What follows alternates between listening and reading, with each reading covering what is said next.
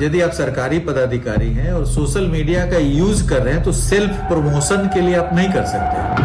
क्योंकि महिलाओं के लिए हम लोगों ने आदेश निकाला तो उसमें लिखा था पूरा कान नाक मुंह में पूरा साज सज्जा डायमंड सोना नहीं पहन सकते। वर्दी पहन करके आप टीका चंदन नहीं लगा सकते। आपको वर्दी यदि पहने हुए तो आप 10 उंगली में अंगूठी नहीं पहन सकते। डीजीपी साहब को कौन समझाए कि तिलक लगाने का पुलिस की ड्यूटी से कोई संबंध नहीं। दरअसल आपकी पूरी पुलिस निकम्मी हो गई है। कोई भी चंदन लगाने पुलिस की ड्यूटी बन रही है तो कोई भी बुर्का पहन कर पुलिस ड्यूटी में नहीं आता।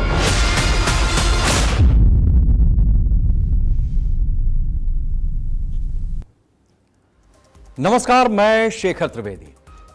बिहार एक ऐसा राज्य है जहां जैसे ही शांति दिखाई देने लगती है तुरंत कोई ना कोई ऐसा मसला आता है जिसके बाद सियासत न सिर्फ तेज हो जाती है बल्कि राजनीति ऐसी जगह पर जाकर के केंद्रित हो जाती है जहां से लगता है कि अब गया तब गया।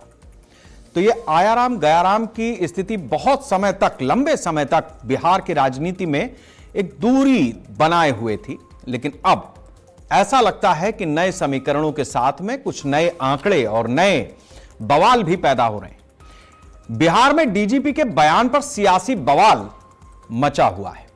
बिहार पुलिस के मुखिया विनय कुमार की तरफ से एक ऐसा बयान दिया गया जिसमें सनातनी आक्रोशित हो गए और बिहार पुलिस के अचानक सेक्युलर होने पर भी सवाल उठा रहे हैं।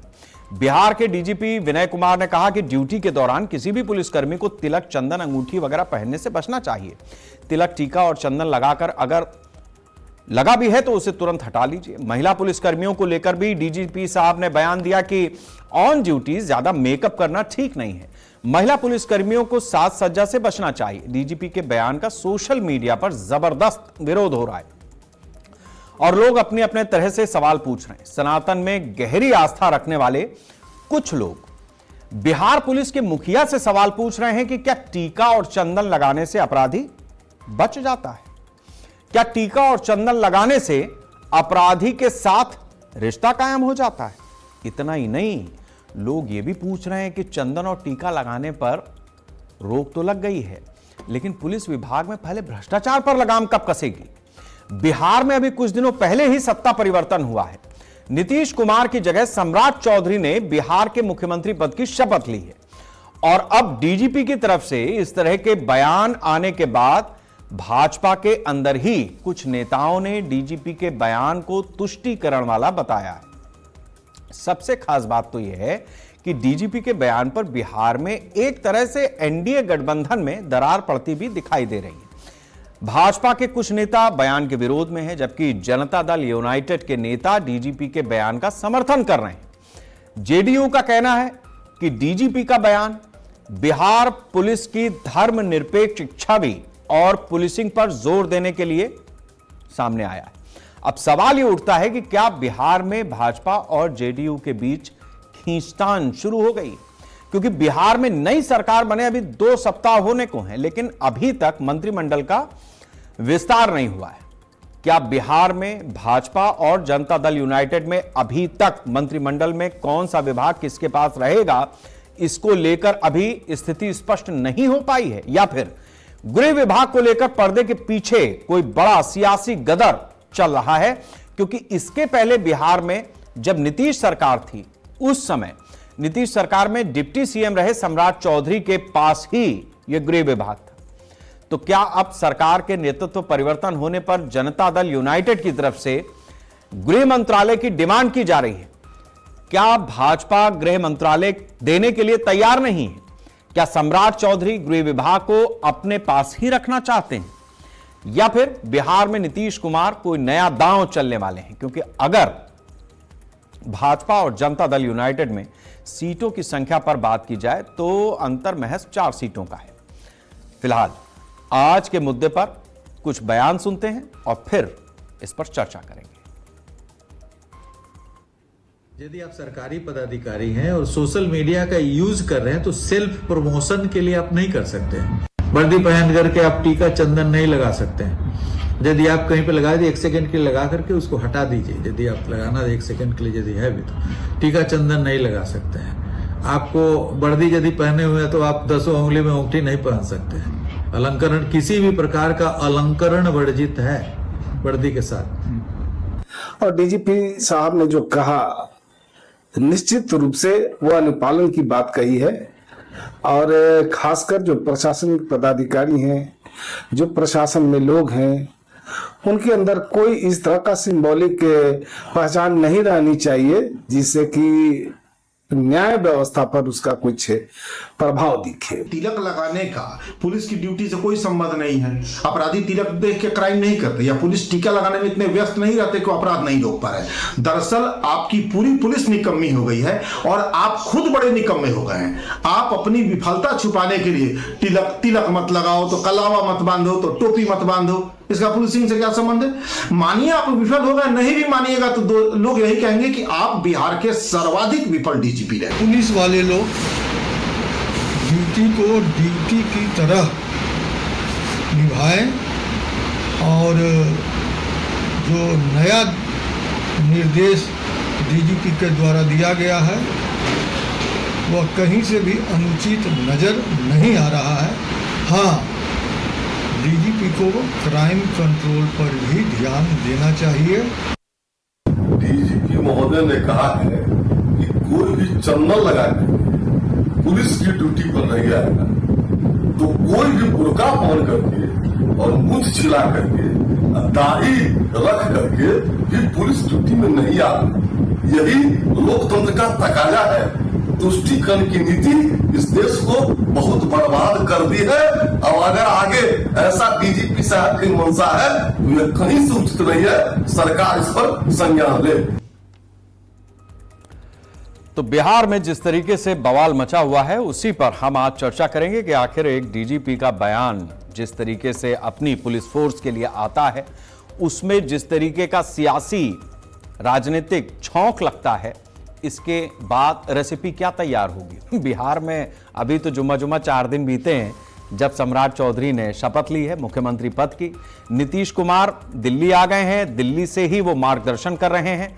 अब ये कैसा मार्ग है जिसका दर्शन डीजीपी समझ रहे हैं और पॉलिटिकल बवाल यानी जो राजनेता हैं जिनको दरअसल दर्शन समझना चाहिए था वो अलग अलग रास्तों पर हो गए हैं। तो ये मार्गदर्शन में कुछ गड़बड़ लगती है। हमारे साथ में मनोज लाल दास जी हैं, वरिष्ठ नेता हैं जेडीयू के। कुमार राघवेंद्र जी हैं, वरिष्ठ नेता हैं भारतीय जनता पार्टी के। केडी द्विवेदी जी हैं, रिटायर्ड डीजी हैं। आरजू खान जी हैं, आरजेडी के नेता हैं। कुंदन कृतज्ञ हैं हमारे साथ, रेजिडेंट एडिटर बिहार के। कुंदन, मैं सबसे पहले आपसे ही इस चर्चा की शुरुआत करूंगा।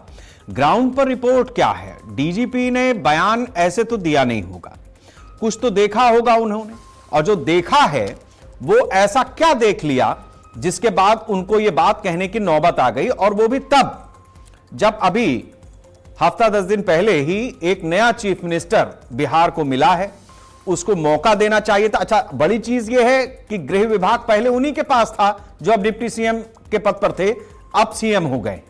तो इसके पीछे राजनीति कितनी है और मंतव्य क्या है?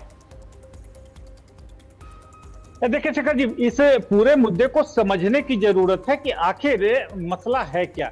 देखिए, बात निकली है तो दूर तक जाएगी, इसमें कहीं कोई दो राय नहीं है। बिहार पुलिस मैनुअल के अगर रूल 824 रूल 824 की बात करें तो ये कहीं ना कहीं यूनिफॉर्मिटी और स्मार्ट टर्न अबाउट की बात करता है, जिसमें यूनिफॉर्मिटी की अगर हम बात कर लें तो ड्रेस कोड में यूनिफॉर्मिटी होनी चाहिए। और ड्रेस कोड में यूनिफॉर्मिटी का मतलब है कि ड्रेस से किसी व्यक्ति के धर्म के बारे में ज्यादा जानकारी, क्योंकि यह सोशल प्रोफाइल है और सोशल प्रोफाइल में होने की वजह से विभिन्न धर्मों के लोगों से उनका इंटरैक्शन होता है। और ऐसे में अगर हम कह लें तो बिहार पुलिस मैनुअल बहुत स्पष्ट कैटेगरिकली इस पूरे मामले को डिफाइन करता है। जहां तक अगर हम बात करें उत्तर प्रदेश पुलिस मैनुअल की, तो उत्तर प्रदेश पुलिस मैनुअल इसमें थोड़ा सा लीनियंट है। लेकिन अगर वहीं हम बात कर लें अर्धसैनिक बलों की, सेंट्रल फोर्सेस की, तो सीआरपीएफ हो, सीआईएसएफ हो, बीएसएफ हो, इसमें कहीं ज्यादा स्ट्रिक्ट ड्रेस कोड्स फॉलो किए जाते हैं। अगर हम सिखों की बात कर लें तो अपार्ट फ्रॉम सिख कम्युनिटी किसी भी व्यक्ति को अपने ड्रेस से धर्म को लेकर किसी भी तरीके का अलंकरण करने की इजाजत नहीं दी जाती है।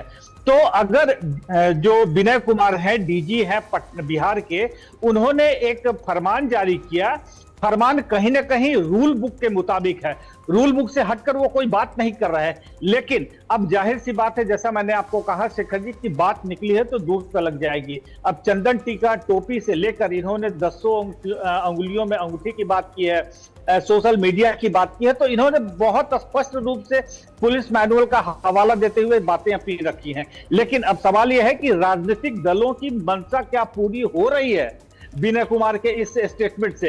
तो जाहिर सी बात है, विनय कुमार के इस स्टेटमेंट से जहां सत्ताधारी एक दल जो है वो काफी उसको नागवार ये फरमान लगा है, वहीं सत्ताधारी दूसरा दल है वो कहीं ना कहीं एक तरीके से विनय कुमार के साथ खड़ा नजर आ रहा है। तो अपने आप में मतभेद है और इस मतभेद की वजह से ये राजनीति उपजी है। जहां आप देख ले, कांग्रेस के प्रवक्ता हैं, वो कांग्रेस का स्टैंड लेते हुए अगर कहते हैं कि ये बिल्कुल बेतुकी बात है, आरजेडी के प्रवक्ता का कहना है कि नहीं, बिल्कुल जायज बात है।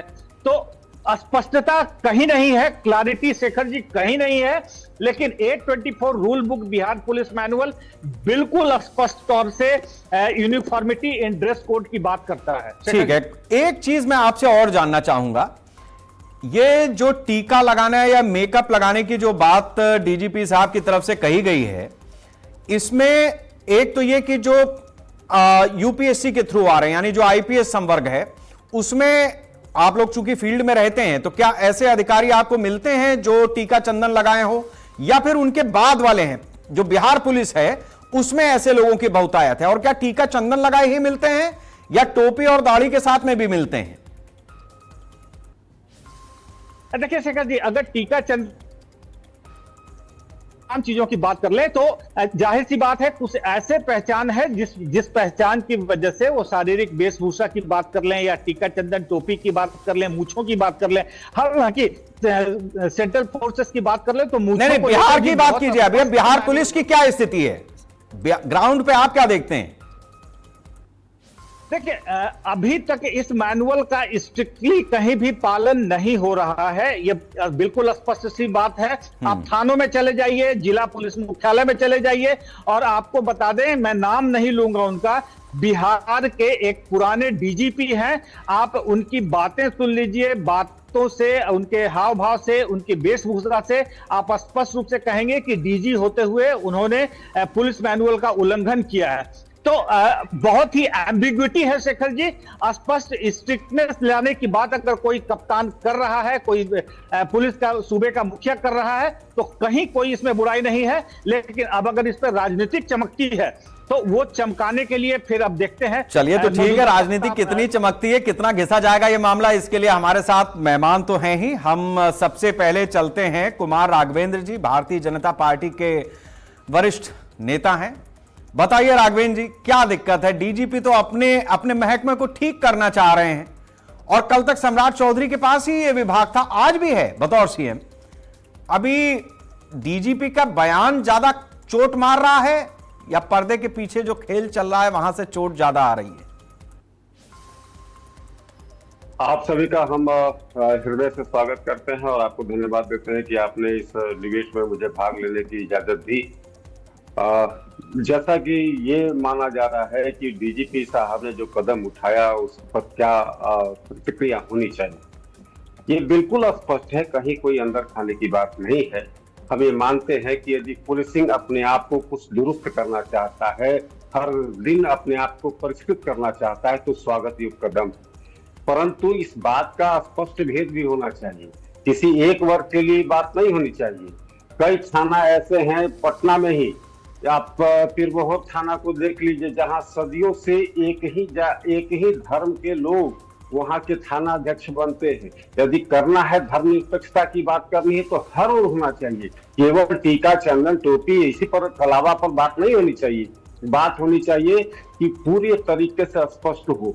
यदि मैनुअल में है, और हमने हमारे जो प्रतिभागी हैं जो पुलिसिंग में है, उन्होंने यदि इस नौकरी को ज्वाइन किया है तो उससे पहले वो एक हस्ताक्षर करते हैं उसके तो इस पर कि जिस भी बातों को तय करेगा प्रशासन, जो भी बातें निर्देशित होंगी उस मैनुअल को माना जाएगा। 2007 पुलिस अधिनियम को उठा लीजिए या 24 को उठा लीजिए, उसमें स्पष्ट रूप से कई बातें कही गई हैं, लेकिन उसका जमीनी स्तर पर पालन नहीं हो पाता है और ये डीजीपी साहब इसका पालन कराना चाहते हैं तो स्वागत योग्य है।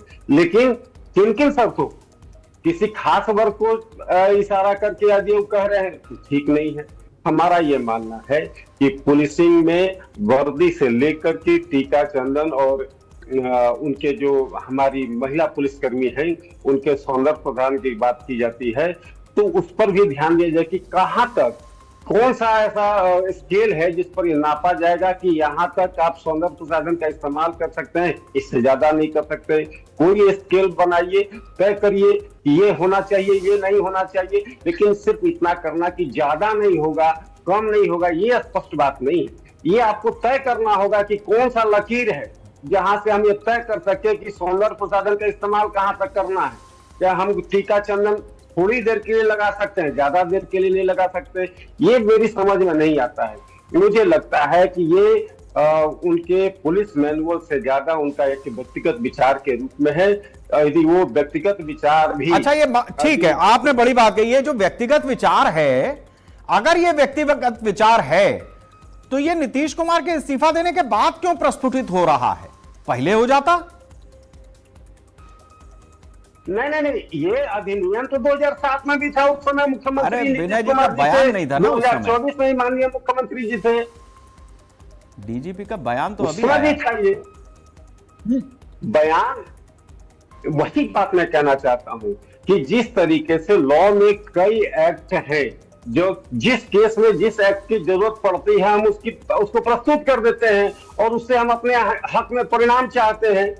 पुलिस मैनुअल में जो व्यवस्थाएं हैं उसको लागू होना चाहिए और पुलिसिंग को इसलिए कि टीका चंदन और सौंदर्य प्रसाधन का इस्तेमाल नहीं करना है, इससे हम पुलिसिंग को जनता के दिल में स्थान नहीं बना पाएंगे।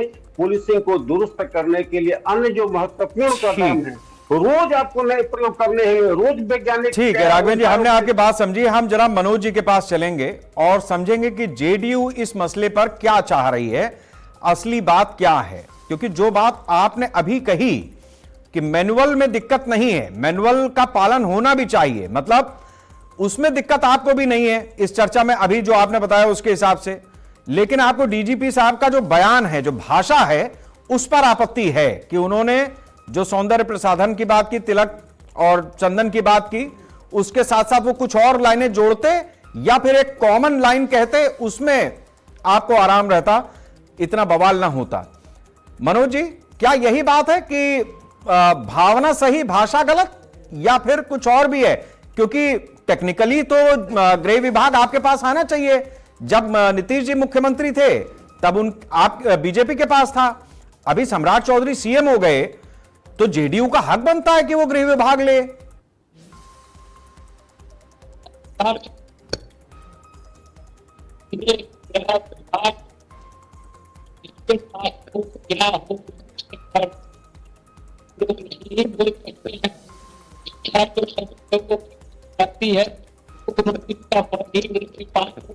लेकिन राजनीतिक समीकरण और इसके पास जाएगा दिनों के बाद सबके सामने फिर हम बन सकते हैं।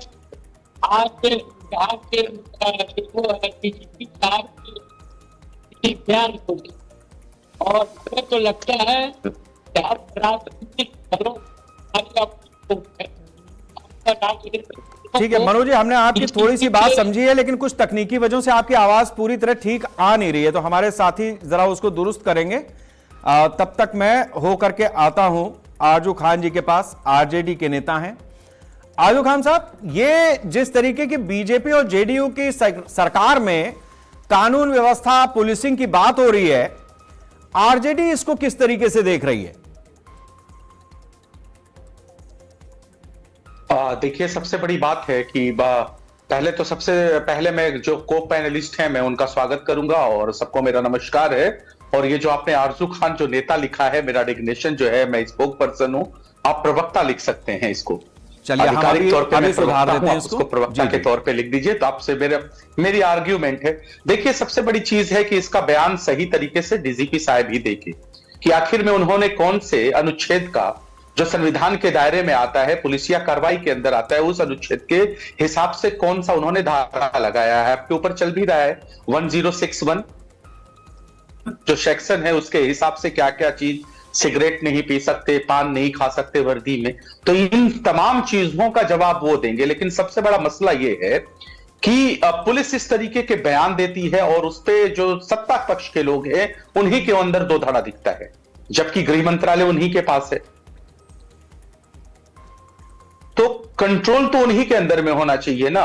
अपने आप में ये जो आपने एक एंगल खींचा, अभी तक भारतीय जनता पार्टी के हाथ में नहीं था। पहली बार गृह मंत्रालय भारतीय जनता पार्टी के हाथ में आया और गृह मंत्रालय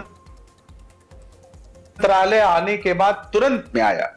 तो आप क्या मतलब प्रशासनिक सेवाओं के हिसाब से कोई ना कोई आप बयान के आड़ में छिप के लोगों को के जो सेंटिमेंट्स है, जिस तरीके से मैं उस सेंटिमेंट की बात करता हूं कि एक मैं कहता हूं इलेक्टेड सीएम और एक सेलेक्टेड सीएम जिस तरीके के हम बात करते हैं, क्या 3.5 महीने में जिस तरीके से आपने बिहार के मुख्यमंत्री को हटाया, वो चीजें, वो सवाल, वो जहन से हटाना चाहते हैं कि आप कलावा पे आना चाहते हैं, टीके पे आना चाहते हैं। ये सारी कई चीजें एक दूसरे को ये बातें के ऊपर पर्दा डालने के लिए तो नहीं है, या फिर वाकई में कुछ अंदर खाने चल रहा है जो अभी तक हमने जनता दल यूनाइटेड के अंदर देखा है कि 2 खेमे हो चुके हैं। एक वो जो पुराने लोग हैं, जो सशक्त एकदम कार्यकर्ता है, वो चाहते हैं जनता दल यूनाइटेड में नीतीश कुमार जी हो, आदरणीय निशांत जी हो, और एक धड़ा ऐसा है जो भारतीय जनता पार्टी की तरफ समाहित हो चुका है। तो क्या ये सब चीजें उसके हिसाब से चल रही है? डीजीपी के आड़ में छिपना, बयान देना, या फिर वो गृह मंत्रालय मिलना नहीं मिलना, ये सारी चीजें मैं कहता हूं कि पुलिसिया कार्रवाई अपना सिस्टम ठीक करे और हर तरीके से सही होना चाहिए। एनसीआरबी के डेटे में दूसरे नंबर पे अपराध में बिहार है और दूसरे नंबर पे बिहार को नहीं होना चाहिए। अगर बिहार में वाकई अगर पुलिसिया प्रशासनिक सेवाएं अगर बेहतर रहती, तो जिस तरीके से हमने खेमका जी के बच्चे को 2018 में मृत्यु देखा और खेमका जी को 2025 में हमने मृत्यु देखा, ये शायद चीजें नहीं होती। बड़े बड़े कारोबारी मारे गए, नीट का पेपर लीक हो जाता है, बीपीएससी का पेपर लीक हो जाता है, शराब माफिया इतने प्रचंड तरीके से पूरे बिहार में शराब की डिलीवरी करवा रहे हैं, तो ये आखिर में प्रशासनिक सेवा लोग है कहां? बालू माफिया ट्रैक्टर से रोड के पुलिस वालों को मार दे रहे हैं। बड़े बड़े जो दरोगा जैसे जो पोस्टेड जो अधिकारी हैं, उनको बालू माफिया जो है पता चलता है कि पेड़ से टांग के बांध देते हैं, उन्हीं के बेल्ट से उनको बांध देते हैं, पुलिस के ऊपर डंडे बरसाए जाते हैं, उल्टे पत्थरबाजी होती है। तो अगर आपकी दृढ़ संकल्प और शक्ति अगर वाकई में है, तो आप जुर्म को कंट्रोल करिए और इन सब जो वारदात जो बिहार प्रदेश में होते हैं आप उनको कंट्रोल करिए। और जहां तक रही ये तिलक वाली बात, कलावे वाली बात, तो मैं तो यही कहूंगा कि ये बेहतर डीजीपी साहब बताएंगे कि कौन से सेक्शन के हिसाब से उन्होंने कहा है, कौन सी धारा के हिसाब से कहा है, या फिर ये वाकई में बिहार के लोगों को पोलराइज करने का एक नया तरीका है। वैसे आपका क्या मानना है कि अगर मान लीजिए कोई सिखों के लिए तो अलग प्रावधान है, मतलब वो पहले से डिफाइंड है हर फोर्स के लिए? जी पहले से है। लेकिन जो हिंदू हैं, मुस्लिम हैं, उनमें आप कैसे देखते हैं कि मतलब ये चीज होनी चाहिए, चाहे वो टीका हो चाहे दाढ़ी हो, ये होना चाहिए नहीं होना चाहिए? मतलब एक्चुअल संविधान के अंदर अगर किसी को छूट दे दी गई है तो उस पर तो कोई बहस ही नहीं है। लेकिन मैं पूरे यकीन के साथ कह सकता हूं, चाहे किसी भी समुदाय के लोग हों, प्रशासनिक सेवा के अंदर हो, वो किसी लोगों की, कोई भी पुलिस वाला हो, किसी भी धर्म से वो रिलेटेड हो, लेकिन हकीकत यह है कि वो उस तरीके से संविधान का पालन नहीं करता है। जो यूनिफॉर्म जिस तरीके से उसका कोड है, बड़ी बात है जो आजू खान जी ने कही, उन सबको ये पर पालन करना चाहिए। ठीक बात है। आरजेडी के ऊपर ही विपक्ष आरोप लगाता रहा, यानी आपके हिसाब से जो बीजेपी है, जेडीयू है, कि आरजेडी के राज में जंगल राज हुआ करता था। लेकिन आपने जितनी चीजें गिनाई हैं उस पर हम चर्चा में आगे बात करेंगे। अभी हम केडी द्विवेदी साहब के पास चलते हैं, डीजी हैं, रिटायर्ड। द्विवेदी साहब, ये आपसे जानना चाहेंगे कि पुलिस मैनुअल जिस तरीके से अप्लाई किए जाने की बात की जा रही है बिहार में डीजीपी के द्वारा, आपको लगता है कि इसमें भावना सही है, भाषा गलत हो गई, या आपको लग रहा है कि चूंकि जो अधिकारी होते हैं उनको यह लगता है कि राजनीति वही चला रहे हैं और कई बार चलाते भी हैं, नेता आते जाते रहते हैं, उनको तो हर साल, हर 5 साल में परीक्षा देनी ही है। तो ये किस तरीके का आपको एटमॉस्फेयर लग रहा है? पॉलिटिकल मूव है या फिर ये एक महकमे के आला अधिकारी का स्टेप है? देखिए, मैं एक बात स्पष्ट कर दूं कि इस विषय में जो वैधानिक स्थिति है वह काफी हद तक आपके चैनल के बिहार के रेजिडेंट एडिटर साहब ने पहले ही स्पष्ट कर दिया। वैधानिक स्थिति उसी को मैं थोड़ा आगे बढ़ाऊंगा जिससे बातें स्पष्ट और हो जाएंगी। पुलिस सेवा में आईपीएस ऑफिसर्स के लिए यूनिफॉर्म रूल्स हैं, ये भारत सरकार बनाती है और ये पूरे भारत में लागू होता है। तो उत्तर प्रदेश में तैनात, बिहार में, केरल, महाराष्ट्र, जम्मू कश्मीर में जहां भी कोई आईपीएस अफसर तैनात होगा, सबका यूनिफॉर्म का पैटर्न एक ही होगा, उसमें कोई बदलाव नहीं होगा। यहां तक कि मैं बता दूं, कॉलर की साइज, पॉकेट की साइज, इसकी भी नाप लिखी रहती है। तो पॉकेट की साइज भी केरल वाले आईपीएस अफसर की वही होगी जो बिहार के और यूपी के होगी। एक तो बात ये कहने, दूसरी बात, जो स्टेट सर्विस के डिप्टी एसपी साहबान या गस्टेड ऑफिसर्स होते हैं, उनके लिए भी यूनिफॉर्म रूल्स हैं जो प्रदेश की सरकारें बनाती हैं। बिहार के डिप्टी एसपी, एडिशनल एसपी के लिए बिहार की सरकार ने नियम बनाए होंगे, यूपी और अन्य राज्यों के वहां की सरकारों ने बनाया। अराजपत्रित जो कर्मचारी हैं, जैसे constable, head constable, ASI, SI, inspector, इनके लिए भी नियम है। वो नियम भी राज्य की सरकारें बनाती हैं और उन नियमों के हिसाब से ही, चाहे अराजपत्रित पुलिसकर्मी हो, डिप्टी एसपी हो, आईपीएस अफसर हो, उनको नियम के हिसाब से ही वर्दी पहननी चाहिए। दूसरी बात आ जाता हूं, नियमों में चाहे वो आईपीएस अधिकारी के वर्दी से नियम हो संबंधित या डिप्टी एसपी या अराजपत्रित पुलिसकर्मियों के बारे में हो, नियमों में कहीं भी चंदन, टीका और इन सब चीजों का उल्लेख ही नहीं है। इसका मतलब वर्दी, चाहे पुलिस वाला आईपीएस अफसर हो, डिप्टी एसपी हो, इंस्पेक्टर हो, सब इंस्पेक्टर हो, वर्दी वही पहननी है जो नियम में लिखा हुआ। नियम से भी जरा सा दाहिने बाएं हट करके वर्दी नहीं पहननी है। चूंकि चंदन, टीका, इन सब चीजों का उल्लेख नहीं है तो इसको पहनना उचित नहीं है, नियमों के विपरीत है। दूसरी बात आ रहा हूं, ये तो बात रही वैधानिक स्थिति।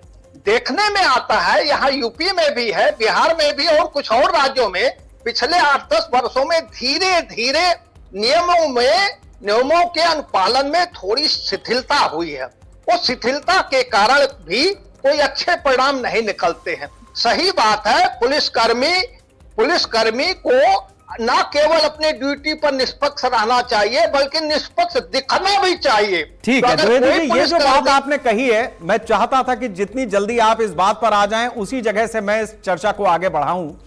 देखिए क्या है द्विवेदी साहब, आप तो रिटायर हो गए, लेकिन आप लोग जब सर्विस में रहे हैं या जो आपके बैचमेट्स रहे हैं, उस पीढ़ी ने इस बात को बखूबी समझा। एक तो शासन, एक सरकार, एक पार्टी का लंबे समय तक चलता रहा, एक तो वो भी बात रहती है। दूसरा यह है कि आप लोग थोड़ा सा मंझे मजाए तरीके से, मतलब आराम से चीजों को, सहूलियत से उस चीज को लेकर के चलते थे। अभी क्या है, सोशल मीडिया वगैरह का जमाना है, तो नए नए रंग रूट जो आ रहे हैं, चाहे राजपत्रित हो चाहे अराजपत्रित हो, उनकी स्थिति यह है कि जरा मतलब कुछ भी है तो फोटो तो खट से सामने आ जाती है।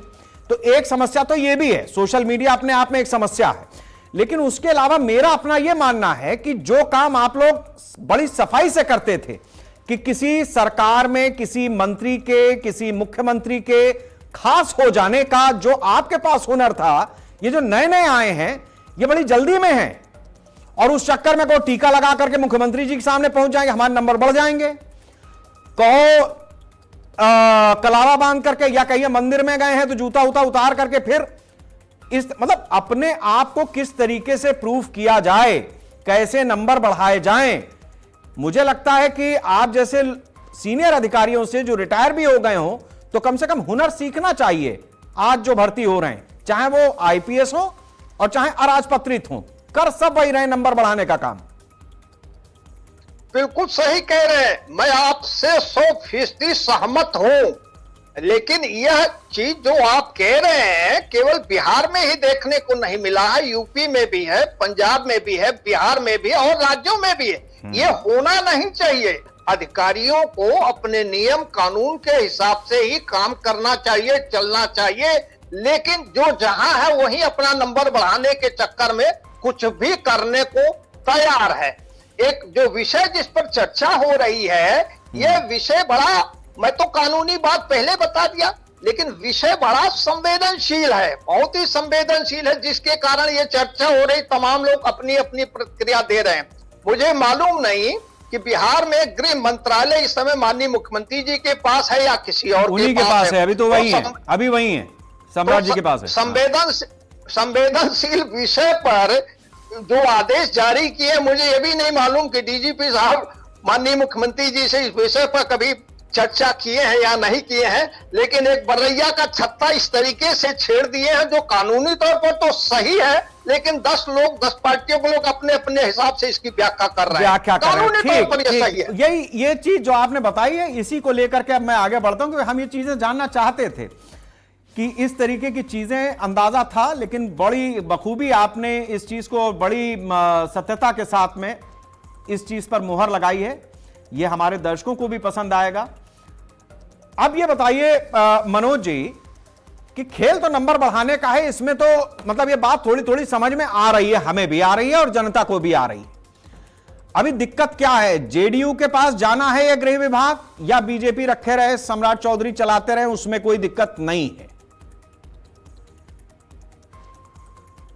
देखिए ये चीज किसको क्या विभाग मिलेगा शेखर जी, इस पर तो मैं कोई ओपिनियन नहीं कर सकता हूँ।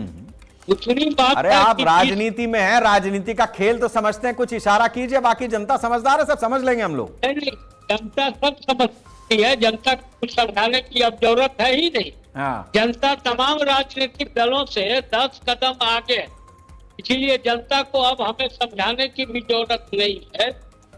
दूसरी बात है कि डीजीपी साहब ने जो बयान दिया और अभी हमारे एक्स डीजी ने इस बातों को सामने रखा, तो अगर इस विषय पर, देखिए इस विषय पर हम ये चाहते थे और हमारा जो मन है, तो मैं सोचता हूँ इस पर आज राजनीतिक दलों के किसी भी नेता को, चाहे वो हमारे दल के हों या किसी दल के हों, उनको बोलने का कोई अधिकार नहीं है, क्योंकि ये कोई राजनीतिक चुनाव नहीं है और इस विषय पर हमको बोलने का क्या अधिकार है। हाँ, अगर इस विषय पर जो बिहार में जितने भी पुलिस एसोसिएशन हैं, चाहे वो दरोगा के हों, इंस्पेक्टर के हों, डीएसपी के हों या एसपी के हों, जिनके भी हैं जो काम कर रहे हैं, बार बार कोई विषय पर अपनी बात को रखते हैं, अगर उनके तरफ से कुछ आया होता तो हम इसको कह सकते हैं। अगर उन लोगों के तरफ से कुछ आया नहीं तो फिर डीजीपी का जो आदेश है, जो उन्होंने कहा है, ये चीज तो आपके भी जो प्रतिनिधि हैं और हमारे एक्स डीजी भी हैं, उन्होंने भी कहा कि ये नियम के अनुरूप ही है। तो इस विषय ऐसा है मनोज जी, मैं आपसे भी यही सवाल लूंगा और फिर जाऊंगा कुमार राघवेंद्र के पास, उनसे भी यही सवाल लूंगा। पत्रकारिता में मेरा अनुभव भी ठीक ठाक है। मेरा अनुभव यह कहता है कि कोई भी अधिकारी हो, वो सरकार के सामने कानून की बात, नियमों की बात तभी करता है जब मामला कहीं फंसा होता है, और वरना न खाता न बही, जो माननीय कहें वो सही। अधिकारी ऐसे ही काम करता है। अभी बताइए फंसा क्या है? देखिए, आपके इस बातों का न मैं समर्थन करता हूं न मैं विरोध करता कर ही नहीं सकते। सभी शेखर जी, सभी अधिकारी एक समान नहीं होते हैं। मैं मानता हूं कि कुछ अधिकारी हो सकते हैं कि सरकार के पक्ष में भी हो, कुछ अधिकारी विपक्ष के साथ भी हो, मैं उसकी बात मैं नहीं दोहराता हूं, लेकिन अधिकारी अगर कोई भी बात कर रहे हैं, अगर वो कानून सम्मत कर रहे हैं, तो उस विषय पर तो हम कुछ बोल नहीं सकते हैं। अगर उन्होंने कोई कानून के बाहर जाके बात किया हो तो मैं उस पर बोल सकता ठीक है, हूँ। आपके किसी को भी साथी बोलने- सहयोगी जो हैं उनको सबसे ज्यादा तीखा लगा है। खाई झालमुड़ी माननीय प्रधानमंत्री ने बंगाल में थी। देखिए शेखर जी, मैं आता हूं उनको ठीक नहीं मनोज जी, लगा है। मैं एक मिनट राघवेंद्र जी के पास भी हुआ। राघवेंद्र जी, सवाल मेरा आपसे भी यही है, अधिकारी नियम की बात तभी करेगा जब वो कहीं और पहुंचाना चाहता है मामला, वरना अधिकारी नियम की बात नहीं करेगा। वो जो आप कहें वो मानेगा और रास्ता बताएगा आपको कि ऐसे करिए तो ऐसे हो जाएगा। मैं आपके पत्रकारिता को तहे दिल से स्वीकार करता हूं कि आपके पास एक अच्छा अनुभव है, इसमें कोई दो मत नहीं है। लेकिन आप खुद ही देखें, अपने ही बयान में देखें कि जो वर्तमान मुख्यमंत्री हैं वो किस राजनीतिक दल के हैं। यदि हमारे उनके आदेश से कुछ हुआ होता, उनकी कुछ पहल होती, तो हम ये तो कहते कि खूब टीका चंदन लगा लीजिए, खूब कलावा बांध लीजिए, श्रृंगार की पूरी आजादी हो। हमने तो ये नहीं कह रहे, ये कंट्रोवर्सी है, एक दूसरे के विपरीतार्थक है, क्योंकि हम ये कह रहे हैं कि लॉ एंड ऑर्डर को दुरुस्त करने के लिए पुलिस के जो महकमे के सबसे सर्वोच्च स्थान पर बैठे हैं, उनको जो भी आदेश निकालना हो, जो भी कार्रवाई करनी हो, उनको बखूबी करना चाहिए। बस मैं एक ध्यान दिलाना चाहता हूँ ये कि कोई भी थाना किसी जाति वर्ग धर्म के लिए बांध मत दिया जाए। किसी थाने में आप जाएंगे तो उसका स्वरूप बिल्कुल मस्जिद की ओर हो गया। वहाँ अच्छा, तो ये बताइए, आज 15-20 साल से बीजेपी और जेडीयू की सरकार है राघवेंद्र जी। नहीं, आपकी इन विषयों के साथ साथ में अपने एक राष्ट्रीय जनता दल के साथी का भी एक सवाल का जवाब देना चाहता हूँ। नहीं, एक सेकंड, वो आप जवाब दीजिएगा। मैं ये जानना चाह रहा हूं, इतने समय से तो आप ही का शासन चल रहा बिहार में, अभी अगर इस तरीके के थाना और इस तरीके की अव्यवस्था है तो इसके लिए दोषी कौन है?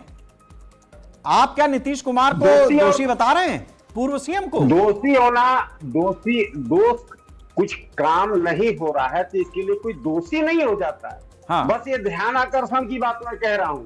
मैं ये कह रहा हूं कि कुछ घटनाएं नहीं हुई है, कुछ काम नहीं हुआ है, तो हम सौर मंडल तक नहीं पहुंच पाए तो किसी का दोष नहीं है। लगातार परिश्रम करेंगे, लगातार हम प्रयोग करेंगे, एक दिन सफलता मिलेगी।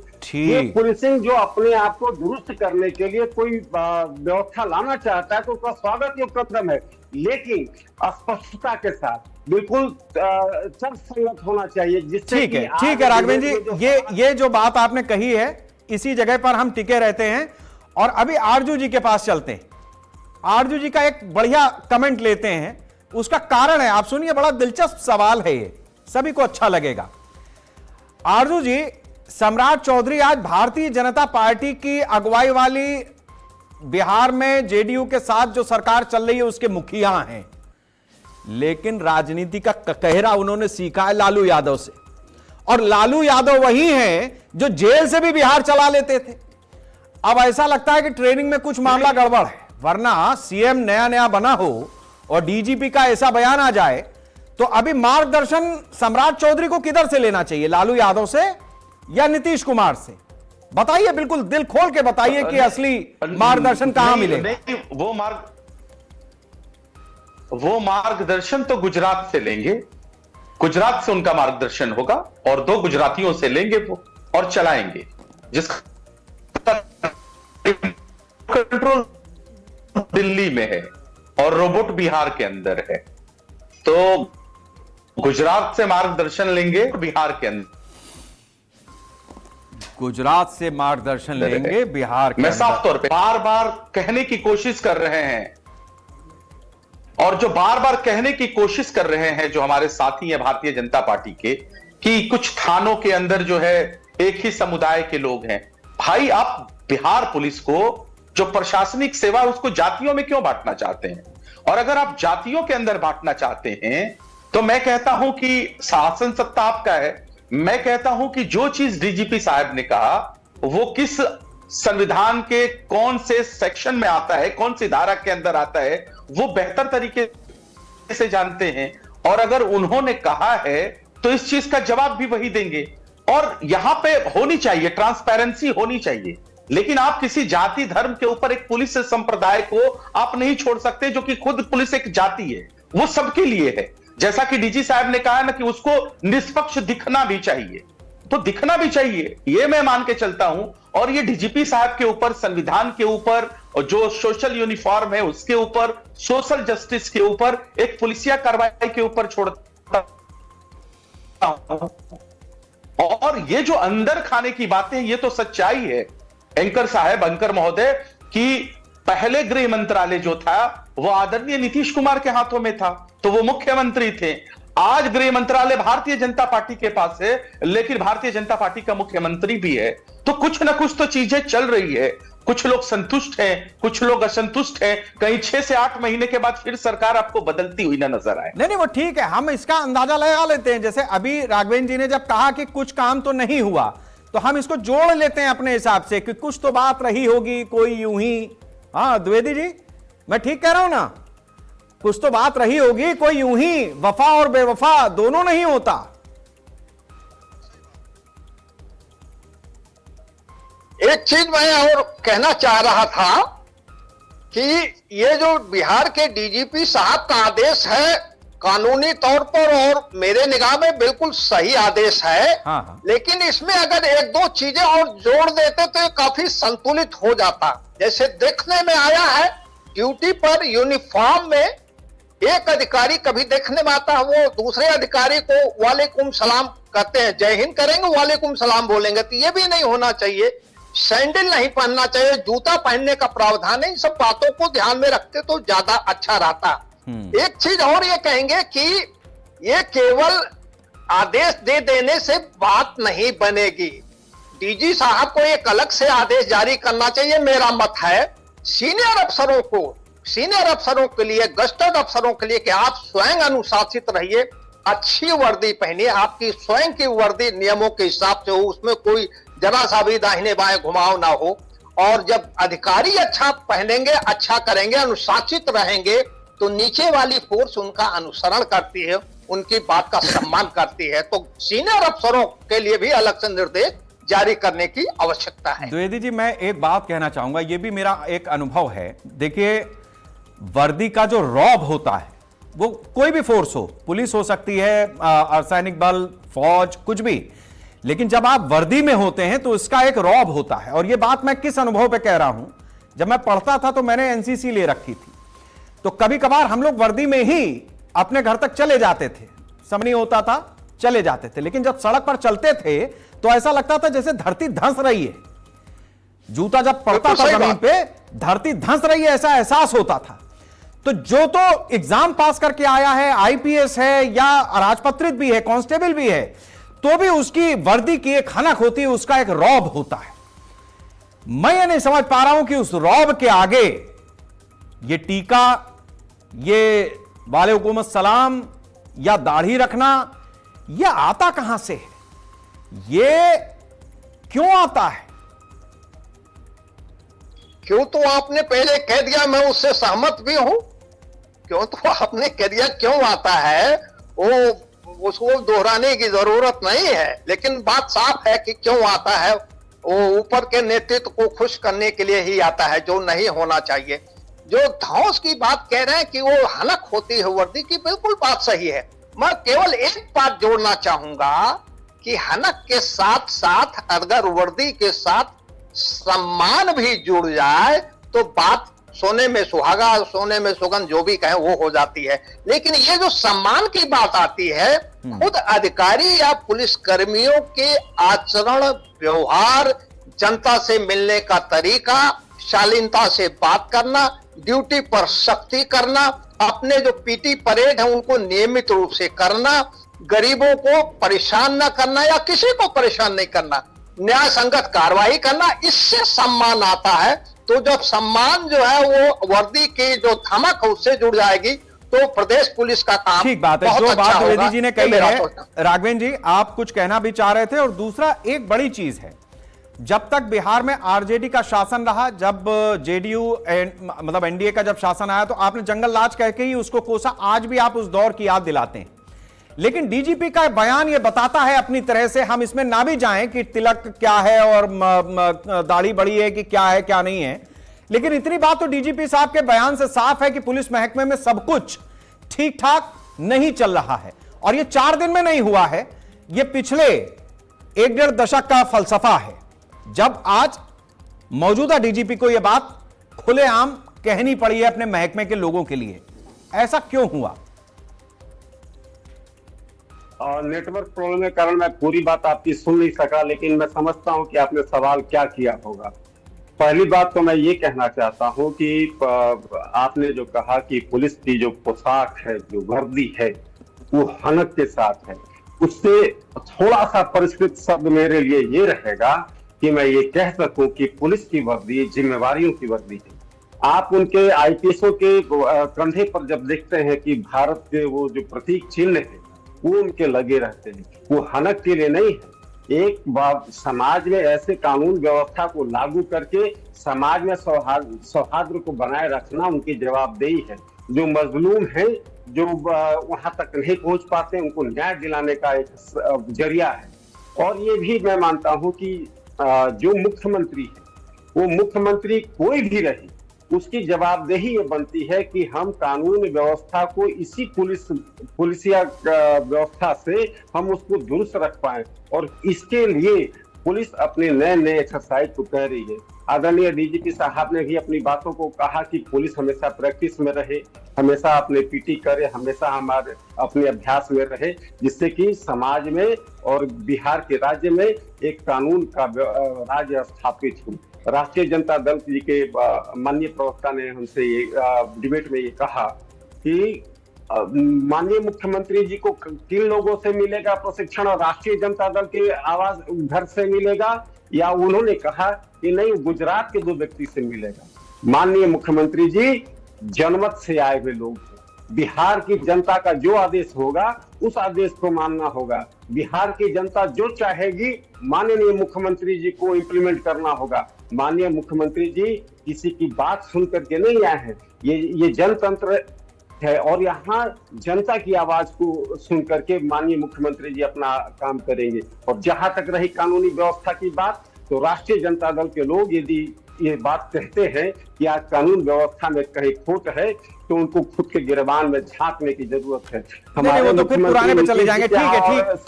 ठीक है राघवेंद्र जी, हम थोड़ा सा आगे बढ़ते हैं, मनोज जी के पास चलेंगे। मनोज जी, मैं आपसे ये जानना चाहूंगा कि जो बयान डीजीपी की तरफ से आया है, आखिर कुछ तो उन्होंने समझा होगा ना। जेडीयू इसको किस तरीके से, भाई कल तक या तो नीतीश कुमार जी की पुलिसिंग या व्यवस्था को वो टारगेट कर रहे हैं, एक बात तो ये निकलती है, या फिर कुछ भविष्य की राजनीति की ओर इशारा कर रहे हैं, एक बात ये निकलती है, या फिर ये मान लिया जाए कि हाल फिलहाल में जितने अधिकारी और राजपत्रित आए हैं बिहार पुलिस में, जो भी नौकरी कर रहे हैं, वहां मामला ज्यादा गंभीर है और डीजीपी को यह कह करके थोड़ा सा संतुलन बनाने की आवश्यकता महसूस हुई है। क्या इस तरीके की स्थिति है क्या? फिर तो यह मामला बीजेपी और जेडीयू दोनों, मतलब एनडीए की सरकार पर जाएगा डीजीपी के बयान से।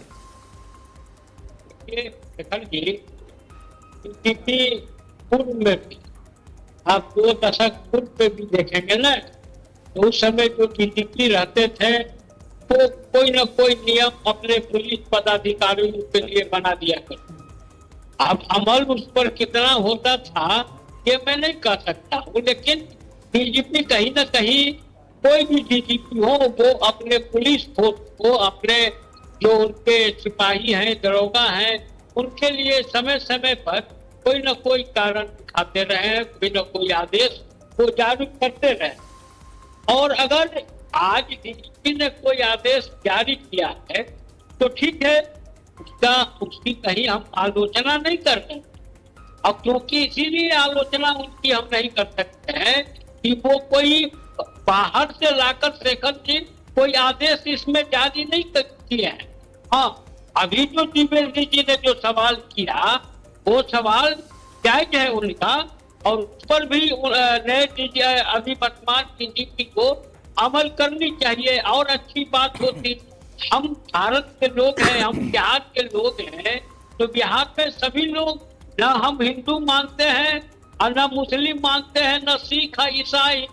हम तो फोर्स को, अपने पुलिस को हम उसमें नहीं बांट रहे हैं। तो ऐसी परिस्थिति में सब कुछ सही हो सकता है। लेकिन आपने जो कहा शेखर जी, आपकी भावना आ सकती है, आप क्योंकि पूरा देख रहे हैं, लेकिन डीजीपी के इस बयान से दोनों जो हम लोग दल हैं, पांचों दल मैं कहूँगा, उनके बीच में किसी भी तरह का कोई बातचीत न होगा।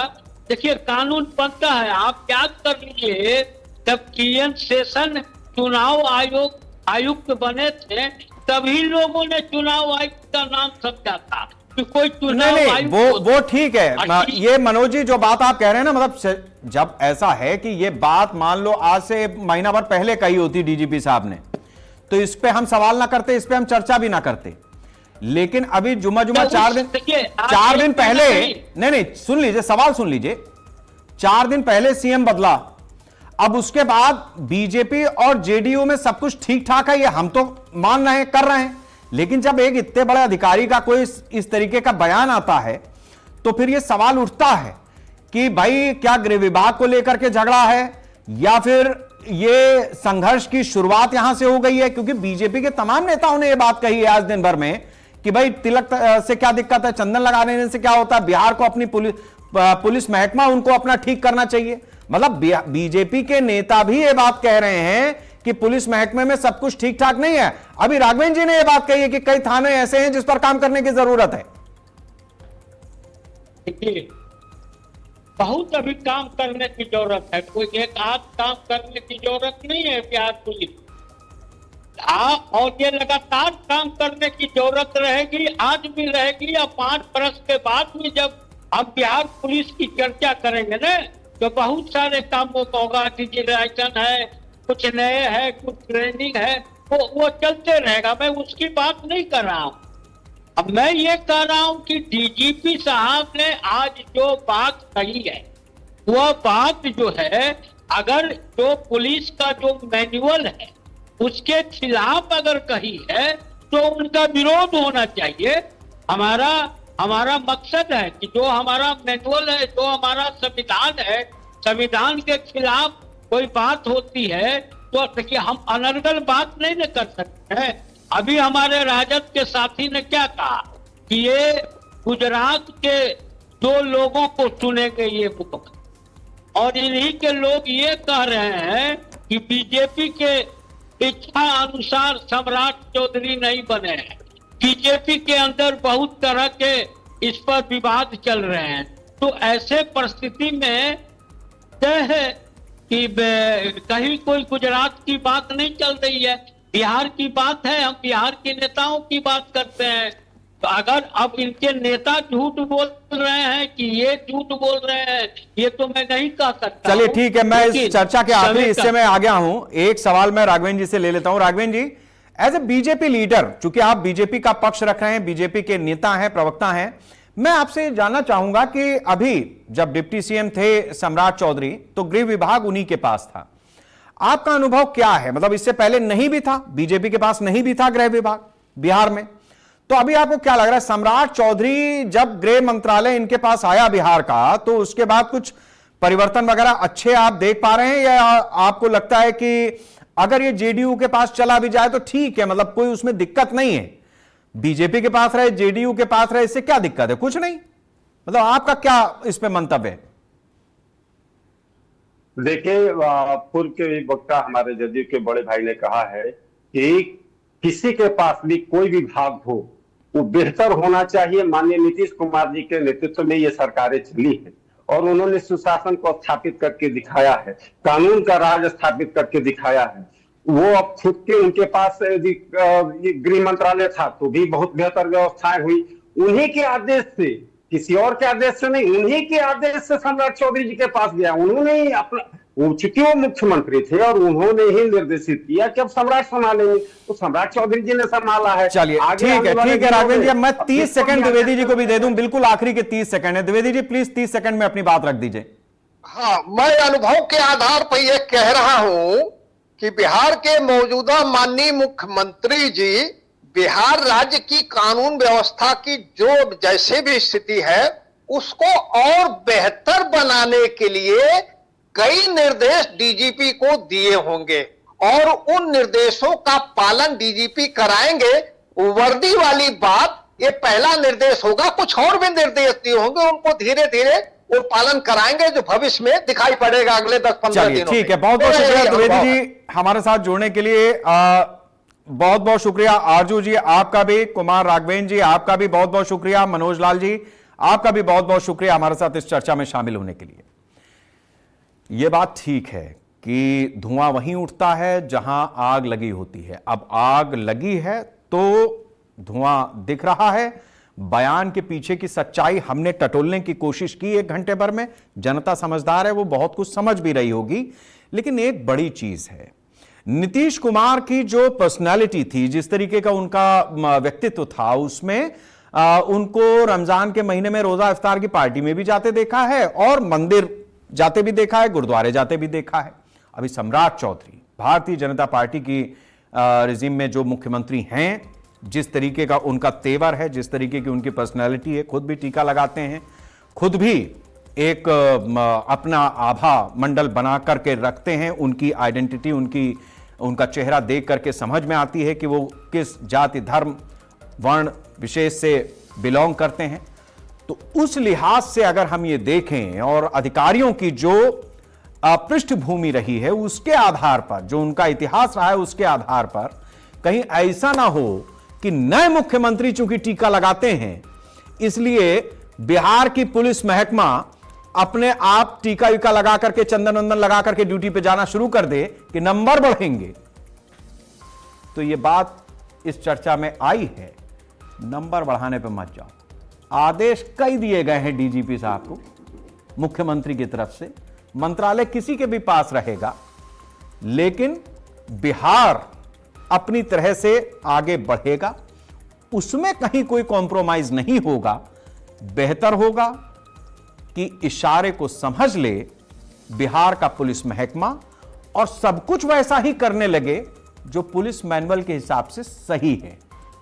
तब राजनेताओं को अपना मैनुअल या तो नए सिरे से लिखना होगा और या फिर उसे विधानसभा के अंदर बदलना होगा। नमस्कार।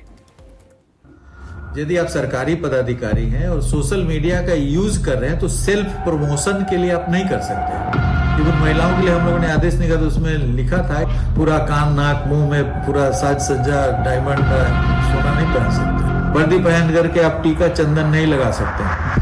आपको वर्दी यदि पहने हुए तो आप 10 उंगली में अंगूठी नहीं पहन सकते। डीजीपी साहब को कौन समझाए कि तिलक लगाने का पुलिस की ड्यूटी से कोई संबंध नहीं। दरअसल आपकी पूरी पुलिस निकम्मी हो गई है।